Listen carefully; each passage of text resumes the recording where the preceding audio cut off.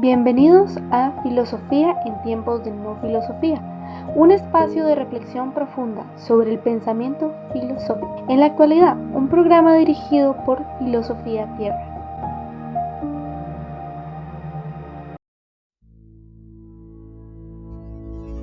Veía constantemente al Señor delante de mí, puesto que está a mi derecha para que no vacile.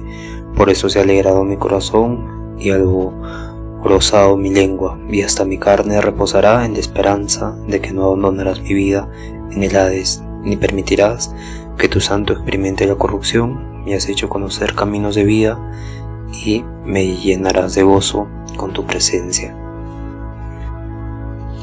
Hechos 2, del 27 al 28. Bienvenidos al episodio 381. Mi nombre es Marco Antonio y estamos en el día 13 de Immanuel Kant, la crítica de la razón pura. Vimos cómo Kant había explicado los esquematismos, y ahora estamos hablando de los principios del entendimiento. Entonces vamos a tomar el libro y vamos a dar lectura a la tercera sección, que son principios del entendimiento, y nos toca la tercera sección que va a explicar también la cuarta sección, que es las analogías de la experiencia. Recordemos que Kant está haciendo está dando pruebas de que existen estos principios del entendimiento, que se correspondían a las categorías del juicio y a las categorías de la realidad, ¿no? Los principios del entendimiento está, por ejemplo, el 1, el axioma de la intuición, que corresponde a la cantidad, la anticipaciones de la percepción, que corresponde a la cualidad, analogía de la experiencia, que corresponde a la relación, y postulados del pensar empírico en general, que corresponde a la modalidad, ¿no? Dijimos que axiomas de la intuición y anticipación de la percepción corresponden al nivel matemático, porque las separan en dos, y analogías de la experiencia y postulados del pensar empírico corresponde a la parte dinámica, no a lo físico. En este sentido, claramente a lo físico. En este sentido, las analogías de la experiencia va a tocar también la cuarta. Bien, entonces la analogía, el principio comienza así. La experiencia es solo posible por la representación de un enlace necesario de percepciones. Ojo, la experiencia es solo posible por la representación de un enlace necesario de percepciones. La experiencia es un conocimiento empírico, es decir, un conocimiento que determina su objeto por percepciones. Después, una síntesis de percepciones, la que no está contenida en las percepciones, que no contiene la unidad sintética de su diversidad en una conciencia. Unidad que constituye lo esencial del conocimiento de objetos de la sensibilidad, es decir, de la experiencia.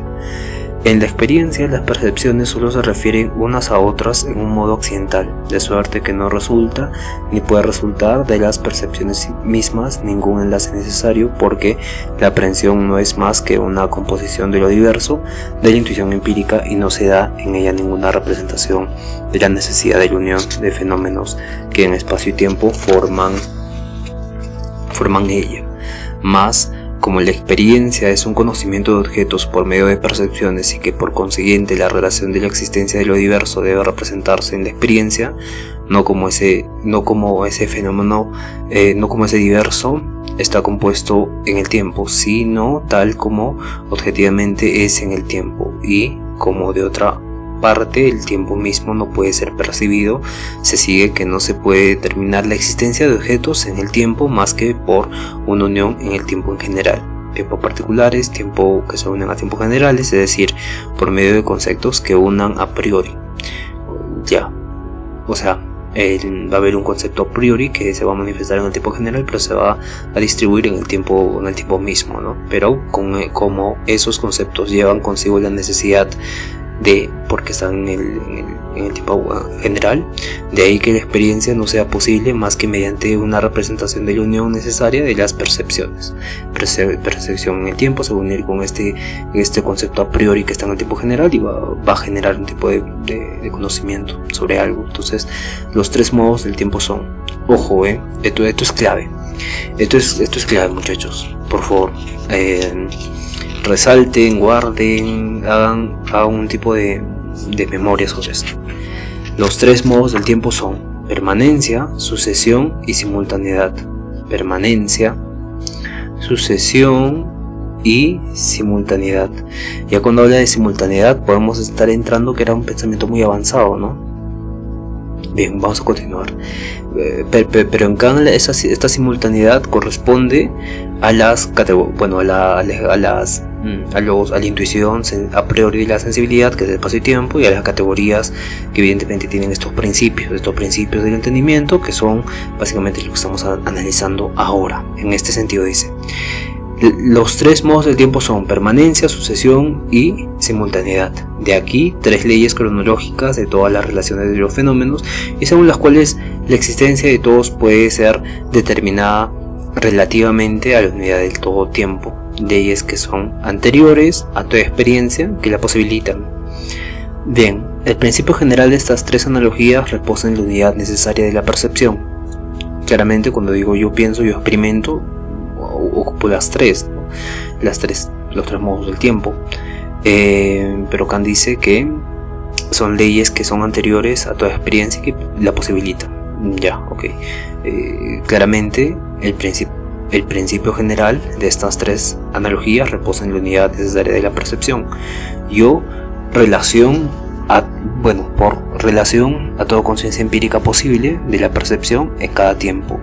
Y como esta unidad es un fundamento a priori, ese principio descansa por consiguiente en la unidad sintética a priori de todos los fenómenos en su relación con el tiempo. En efecto, la apercepción primitiva se refiere al sentido íntimo del conjunto de todas las representaciones y a priori a su forma, es decir, a la relación de la conciencia empírica diversa en el tiempo. Mas toda esta diversidad debe estar unida, según sus relaciones de tiempo, en la percepción primitiva. Por eso es lo que expresa su unidad trascendental a priori, unidad a que está sometido cuando debe formar parte de mi conocimiento, es decir, de mi propio conocimiento, y por consecuencia todo lo que para mí puede ser un objeto. Esta unidad sintética en la relación cronológica de todas las percepciones, que está determinada a priori, es pues la ley que hace que todas las determinaciones empíricas del tiempo estén sometidas a las reglas de la determinación general del tiempo, y que todas las analogías de la experiencia de que vamos a ocuparnos estén también en el mismo caso. Esta unidad sintética es la relación cronológica de todas las percepciones, que está determinada a priori, es pues la ley que hace que todas las determinaciones empíricas del tiempo estén sometidas a las reglas de determinación general del tiempo, y que las analogías de la experiencia de que vamos a ocuparnos estén también en el mismo caso, ¿no? Ya. Estos principios tienen de particular que no se ocupan de fenómenos ni de la síntesis de su intuición empírica, sino solamente de su existencia y de su relación entre sí respecto a tu existencia, más la manera como algo es aprendido en el fenómeno se puede determinar a priori, tal suerte que la regla de la síntesis pueda suministrar esta intuición a priori en cada caso empírico dado, es decir, realizarla por medio de esa misma síntesis. Pero la existencia de los fenómenos no puede ser conocida a priori, y aun cuando por ese camino llegáramos a decir algo sobre alguna existencia, esta no la conoceríamos más que de un modo determinado, es decir, que no podríamos anticipar aquello porque su intuición empírica se distingue de otra. Bien, vamos a analizar esto a profundidad. Bien, entonces tenemos la estética trascendental, que es lo que habla de las intuiciones a priori de sensibilidad, que son espacio y tiempo, y tenemos la analítica trascendental, que examina el entendimiento, ¿no? Cómo va a estructurar la experiencia a través de las categorías. Entonces ya hablamos del esquematismo, pero estos dos términos son muy importantes. Tenemos a la estética trascendental, sensibilidad, espacio-tiempo, analítica trascendental, categorías del entendimiento. Principios del entendimiento. Examina cómo el entendimiento va a estructurar la experiencia a través de las categorías, ¿no? Y dentro de la analítica está, claramente está la analítica de los principios que estamos tratando ahora, y Kant presenta las analogías de la experiencia como leyes a priori. Analogías de la experiencia, y dijimos antes que estas aparecían antes inconsciente o conscientemente. Entonces son reglas necesarias para que podamos experimentar los objetos como existentes en un tiempo objetivo. Y entonces acá la idea central es que Kant sostiene que la experiencia no es solo percepción, sino que es una percepción organizada bajo reglas. Entonces las percepciones por sí mismas son contingentes, son chocantes. Lo que lo convierte en una serie de percepciones en experiencia es este tipo de unidad sintética de la conciencia, donde hay un tipo de gradualidad, como vimos ayer, ¿no? Hay un tipo de orden que ocurre en la percepción, en el yo pienso, pero en la percepción trascendental, ¿no? En la forma en que yo estoy experimentando y conociendo el mundo en sí mismo. De la experiencia de conocer el mundo en sí mismo, no de la cosa en sí misma. Eso es algo diferente. Entonces, para conocer los objetos como existentes en el tiempo, necesitamos conceptos a priori que relacionan esas percepciones. Y surge ahí este cuadro que estamos viendo de los principios del entendimiento. Y acá estos principios de entendimiento tienen se relacionan con el tiempo, ¿no? Pero el tiempo dijimos que es una estética trascendental. Entonces las formas del tiempo se manifiestan en permanencia, sucesión y simultaneidad. Una permanencia de la sustancia, que un árbol siga siendo un árbol, que la sucesión causal de los fenómenos, esto es de la sucesión causa-efecto, sucesión causal de los fenómenos, y la simultaneidad en la coexistencia, ¿no? Simultáneamente nosotros podemos experimentar la silla ahora que estamos sentados y agarrar el papel que estamos ahí y conocer ambos, ¿no? O agarrar el micrófono un rato y conocer los tres simultáneamente. En ese sentido, Kant está diciéndonos, nos está mostrando la importancia de esto porque está superando el empirismo. Kant nos dice que la experiencia no es solo una impresión sensible, como diría Hume, sino que es una sintaxis activa del entendimiento. El entendimiento está manifestándose y nosotros al mismo tiempo, simultáneamente, y con los dos principios del tiempo y la analogía trascendental, con la percepción trascendental de yo pienso, estamos experimentando el mundo, ¿no? Hay un tipo de síntesis activa del entendimiento. Síntesis activa del entendimiento, o sea, toda esta parte sintética que se está realizando en la realidad, pero que yo estoy conociendo y que estoy realizando también con mi entendimiento. Y luego está esto es importante porque es el fundamento de la ciencia, porque las leyes científicas son posibles porque el entendimiento va a imponer esas estructuras de simultaneidad, permanencia, causalidad, que básicamente son formas del tiempo, al mundo fenomenal, al mundo que hoy experimentamos, al mundo real. Entonces surge ahí el idealismo trascendental, donde no conocemos las cosas en sí mismas, sino solo conocemos los fenómenos que están organizados por nuestras formas de intuición a priori, de sensibilidad, que es espacio y tiempo, y las categorías también. Eso está diciendo ahora. La permanencia corresponde a la sustancia, la sucesión corresponde a la causalidad y la simultaneidad corresponde a la interacción. Entonces podemos tener experiencia objetiva y construir un conocimiento científico mediante ese conocimiento objetivo, ¿no? Si no sería todo particular. Y claramente Kant está diciendo que no, hay ciertas estructuras que todas las tenemos y se está manifestando de esta forma. Bien, entonces seguimos leyendo. Los dos principios precedentes, o sea, anteriores, que llamé matemáticos, o sea, de los axiomas, los axiomas de la intuición y las percepciones o anticipaciones de la percepción, de esos dos que llaman matemáticos, dice, porque nos autorizan a aplicar las matemáticas a los fenómenos. De acuerdo, se refieren a fenómenos bajo el aspecto de su simple posibilidad y nos enseñan cómo esos fenómenos pueden ser producidos según las reglas de una síntesis matemática, así en cuanto a su intuición como en cuanto a lo real de su percepción. Por esa razón se puede emplear en uno u otro caso las cuantidades numéricas y con ellas por consiguiente determinar el fenómeno como cuantidad. Así, por ejemplo, yo puedo determinar a priori y construir el grado de sensación de la luz solar añadiendo aproximadamente 200.000 veces a la luna, añadiendo aproximadamente 200.000 veces a la de la luna. Podemos pues designar esos primeros principios con el nombre de constitutivos. Constitutivos, ya no matemáticos, porque se están relacionando con el fenómeno y no solo con los números. Bien, diferente ha de ser con los principios que someten la existencia de los fenómenos a reglas a priori, porque como ésta no puede constituirse, resulta que esos principios no alcanzarán más que una relación de existencia y solo pueden ser principios reguladores. No puede pues buscarse aquí ni axiomas ni anticipaciones. Se trata únicamente de saber si cuando una percepción no es dada en la relación del tiempo con otra, aunque indeterminada, cuál es esa otra percepción y cuál su cuantidad, sino como está ensalzada necesariamente con la primera. En cuanto a la existencia de ese modo del tiempo, las analogías tienen en la filosofía una significación muy diferente que en las matemáticas. En estas son fórmulas que expresan la igualdad de dos relaciones de cuantidad y son siempre constitutivas, de tal modo que cuando dos miembros de la proposición están dados por sí mismos se da el tercero, es decir, se constituye.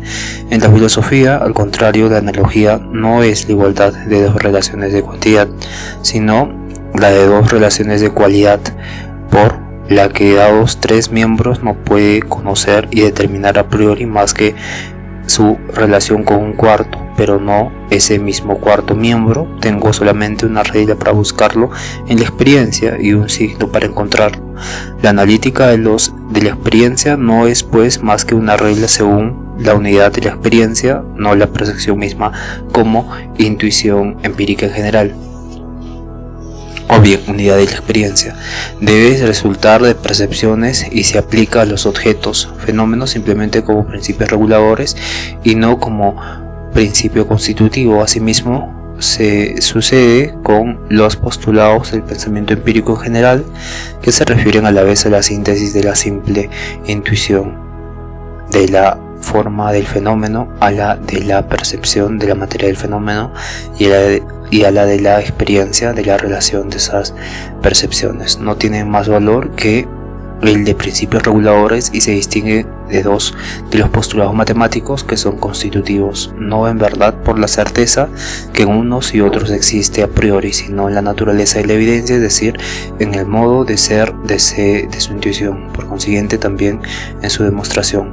Pero lo que se ha advertido en todos los principios sistémicos y que aquí debe ahora de notarse particularmente es que esas anomalías tienen su valor y significación como principios del uso empírico del entendimiento y no como del uso trascendental, y que por consiguiente solo bajo ese título pueden ser demostrados. En consecuencia, los fenómenos no pueden sumirse a las categorías sino a los esquemas solamente, porque si los objetos a los que deben referirse esos principios fueran cosas en sí, sería absolutamente imposible tener de ellos a priori algún conocimiento sintético, mas no son más que fenómenos y la experiencia posible, el conocimiento perfecto de esos fenómenos, a la cual van a definir, a terminar todos los principios a priori. Estos principios no pueden pues tener por objeto más que las condiciones de unidad del conocimiento empírico en la síntesis de los fenómenos, mas esta unidad solo se concibe en el esquema del concepto puro del entendimiento, pues que como síntesis general hay en la categoría una función que no limita ninguna condición sensible. Estamos pues autorizados por estos principios a componer los fenómenos solo por analogía con la unidad lógica y general de los conceptos, y por consiguiente si en el principio mismo nos servimos de la categoría en la ejecución, sustituiremos el principio con el esquema de la categoría como siendo la llave de su uso, o mejor aún, podremos a su lado pondremos a su lado este esquema como condición restrictiva con el nombre de fórmula del principio, fórmula en referencia a que se convierte en este tipo de reglas. Muy interesante lo que está mencionando Kant acá. Vamos a analizar a profundidad y seguramente el día de mañana vamos a avanzar los principios de la permanencia de la sustancia, que es uno de los debates muy importantes que se le hace a Kant, porque está diciendo que se va a co-construir, bueno, se utilizando ese término, ¿no? pero es entendible. Se va a manifestar el esquema de las categorías, y claro, en lugar de el principio de este entendimiento que estamos tratando ahora. Y claramente uno de los temas más importantes es cómo entonces la sustancia que no vemos, que no experimentamos, que ni siquiera conocemos, existe.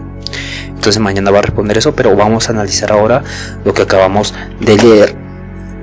Bien, entonces en la crítica de la razón pura, Kant analiza cómo son posibles los juicios sintéticos a priori, como dijimos antes, no son juicios universales y necesarios, que, déjenme recordar, ya que agregan algo nuevo al sujeto, un nuevo predicado, y expanden el conocimiento, pero que no provienen de la experiencia, o que no se manifiestan en la experiencia.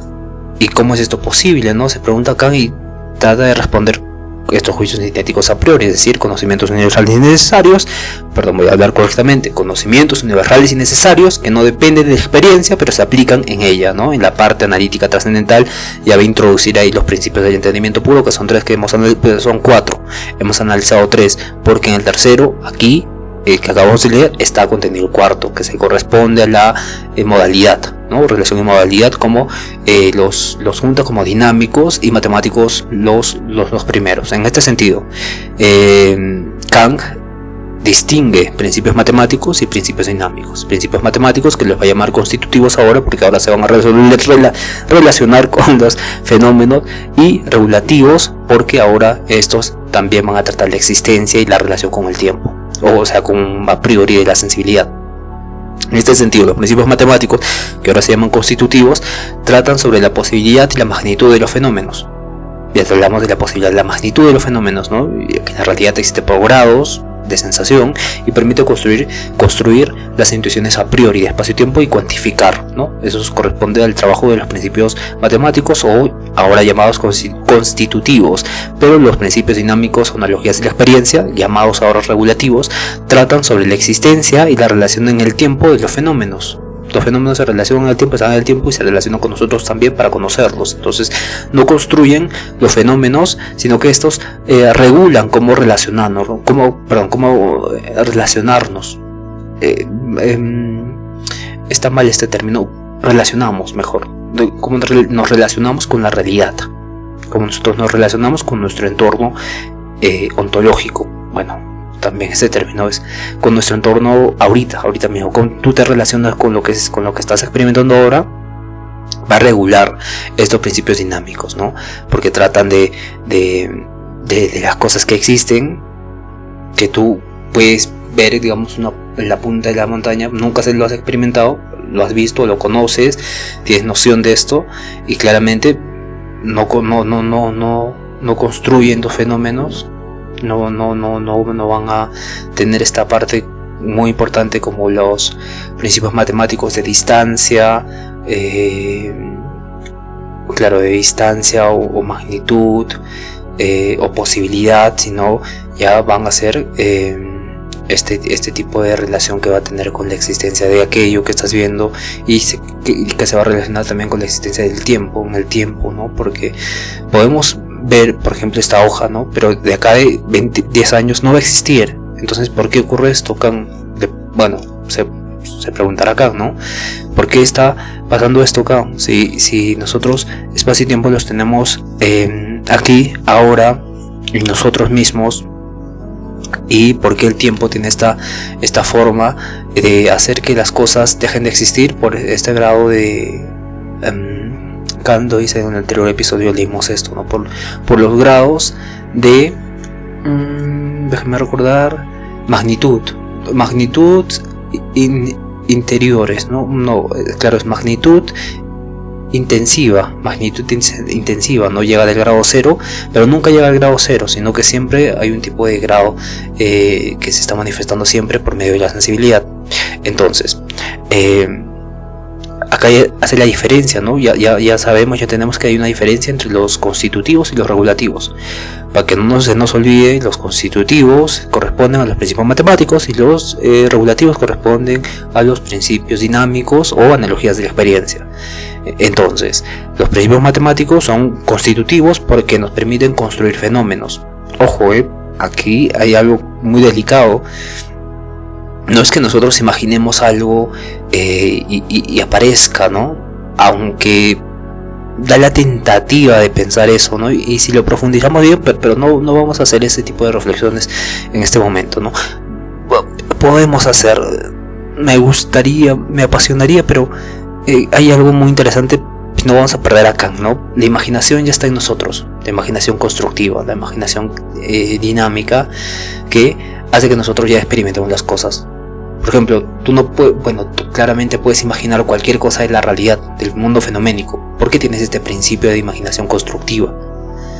Y mediante, por ejemplo, que tú no veas o nunca hayas tocado el cable de alta tensión, te imaginas cómo se siente, te imaginas tocándolo, y claramente hay un tipo de, por decirlo así, conocimiento, o sea, poder aprender aquello. Entonces, en este sentido, por ejemplo, específicamente en principios matemáticos que se han convertido en constitutivos porque van a construir fenómenos. Un ejemplo, determinar la intensidad de una luz solar comparándola con 200, 200, el ejemplo que puso es 200.000, ¿no? 200.000 iluminaciones de la luna.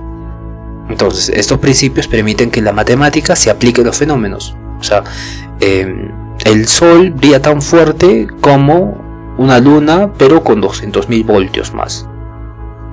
O 200 lunas acopiladas más. No, perdón, ni siquiera 200.000 lunas acopiladas. Entonces, imaginar esto ya constituye un tipo de conocimiento científico, porque recordemos que Kant está justificando el conocimiento científico a los empiristas. Entonces, estos principios van a permitir que la matemática se aplique a los fenómenos, y ya espacio y tiempo son intuiciones puras y cuantificables, y surge ahí la ciencia objetiva que nosotros conocemos. Pero ahora no es que viene un problema, es que hay que separar ahora de los principios y las analogías de la experiencia, que constituyen básicamente establecen estas relaciones necesarias entre fenómenos ya brindados. Por eso son regulativos, porque nos indican cómo enlazar percepciones en el tiempo. El tiempo-espacio dijimos que es un software, entonces se manifiesta en nosotros y vamos relacionando, ¿no? Salí a comer, hablé con aquella muchacha, y bien, entonces pasó esto primero, luego esto segundo, luego esto tercero, luego esto cuarto, luego esto 5, ¿no?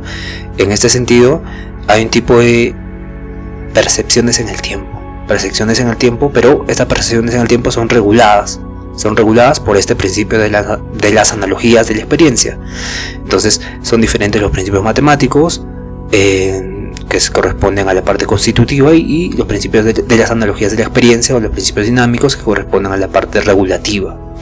En este sentido, hay analogías en matemática y hay analogías en filosofía. Analogías en matemática tenemos, por ejemplo, si tengo 3 términos, puedo calcular el cuarto. Si tengo, por ejemplo, 2, 4, 6, puedo decir el siguiente es 8. O primero, segundo, tercero, y el siguiente es el cuarto. Entonces puedo hacer eso matemáticamente. En filosofía, una analogía expresa una relación cualitativa, ¿no? Donde solo hay una, por ejemplo, sabemos que un evento A debe tener una causa B según una relación temporal.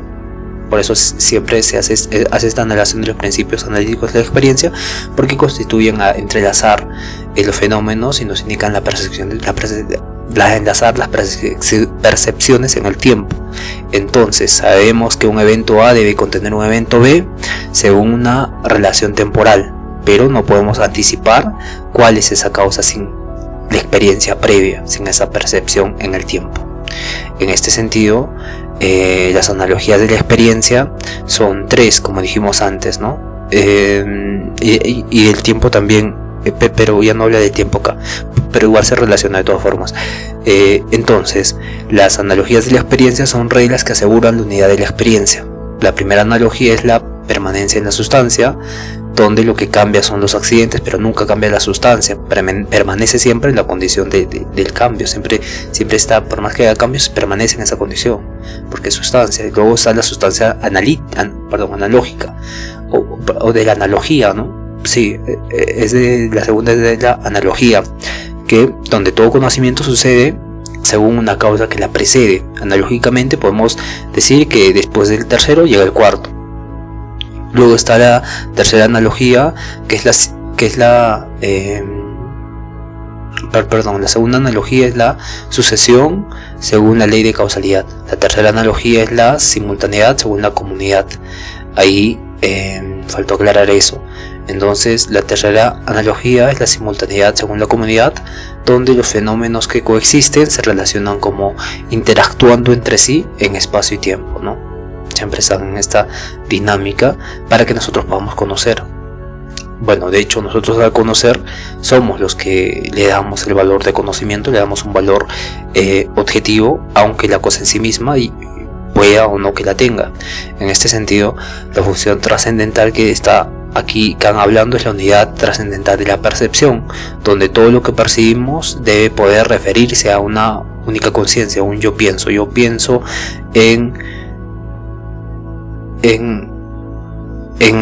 esta hoja, yo pienso en esta hoja.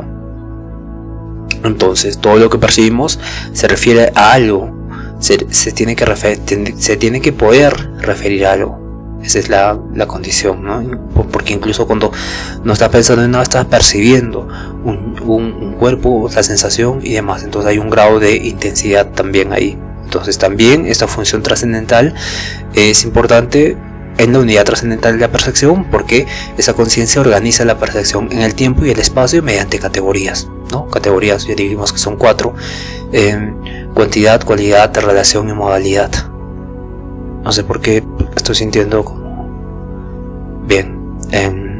Entonces luego tiene estas funciones trascendentales, donde las categorías no se aplican directamente a cosas en sí, sino solo a fenómenos mediante los esquemas. Ya dijimos que el esquema es lo que une, lo que une la parte de la sensibilidad, por decirlo así, la parte de los a priori de la sensibilidad, que es espacio y tiempo, y la categoría de los juicios y la categoría del entendimiento. Y que estos principios que estamos tratando ahora son los que fundamentan o prueban la existencia de estas categorías. Y Kant no hace la cuarta categoría, ¿no? Que es la relación, que es esta relación, los postulados del pensar empírico en general. Los postulados del pensar empírico en general,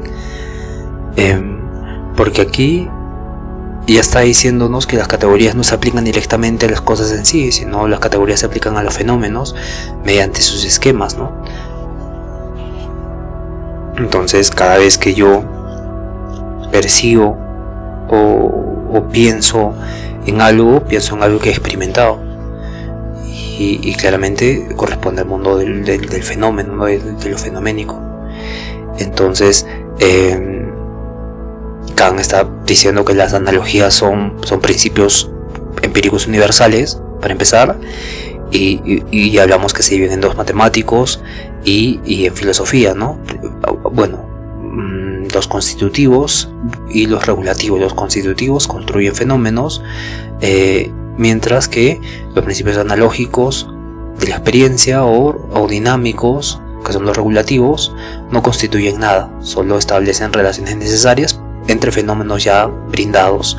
Entonces, por eso son regulativos, nos indican cómo se van a entrelazar las percepciones en el tiempo, cómo se relaciona este libro con este otro libro, con estas hojas escritas, con esta taza, con estos lentes, ¿no? En el tiempo, claramente. Entonces, para Kant, que haya experiencia, o sea, un conocimiento empírico objetivo, que es donde se basa la ciencia, no basta solo recibir percepciones, sino necesitamos reglas universales para ordenarlas en el tiempo. Y estas reglas son las analogías de la experiencia. Algo permanece mientras percibamos cambios. Entonces todo cambio tiene una causa previa. Entonces todo lo que coexiste está en interacción mutua. Que a diferencia de las matemáticas, estas reglas no constituyen los objetos, ¿no? Estas reglas no constituyen los objetos, sino que las permiten reconocer, buscar conexiones necesarias para que haya experiencia, ¿no? Bueno, en la experiencia ya que se está experimentando, iba a decir, pero es una redundante, ¿no? Lo que se está experimentando, ya hay un cierto grado de conexión necesaria para poder siquiera experimentar aquella cosa. Bien, entonces nos vemos el día de mañana con la primera analogía, principio de la permanencia de la sustancia. La sustancia es permanente en todos los cambios de los fenómenos y su cantidad ni aumenta ni disminuye en la naturaleza. Bien, entonces nos vemos el día de mañana. Conózcanse a sí mismos, pregúntense qué pienso, qué siento, cómo actúo y respondan con sinceridad y sean conscientes ahí de estoy pensando esto, ¿por qué? Y lleguen hasta el fondo. Fuerte abrazo a todos, bendiciones y por favor sean felices conociendo qué cosas les hacen infelices redundantemente, ¿no? Bien, nos vemos el día de mañana, cuídense todos.